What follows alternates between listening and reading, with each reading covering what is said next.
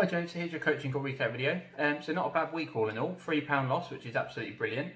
So plan of attack for this week, we're obviously going to aim for 4 workouts, which will be very, very good in the lead up to the fitting and the big day. Obviously one of the tactics we discussed to get you a few last minute results in the build up to the fitting and the big day is potentially putting you in a slightly more aggressive or bigger calorie deficit.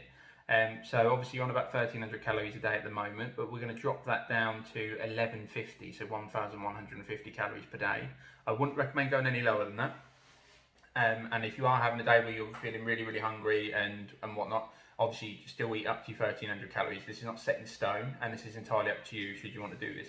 With it being a more aggressive deficit, I always leave the final and ultimate decision up to yourself, because obviously it's going to impact potentially energy levels, so you might feel a bit more tired, and certainly hunger levels. So I think tips and tricks you can use to combat the hunger levels is things like eating more protein and drinking more water. They're two very, very easy ways to sort of manage the hunger levels. So it's just something to think about. And if we went for 1150 calories a day over the course of a week, that's about just over 1,000 calories. So that's nearly a full day's worth of eating that you're sort of potentially losing throughout a week. So obviously this is a very, very short term tactic that we can use just to get you some last minute results, and after the dress fitting we'll go back up to the 1300 calories a day, which is still in the deficit but obviously eating slightly more.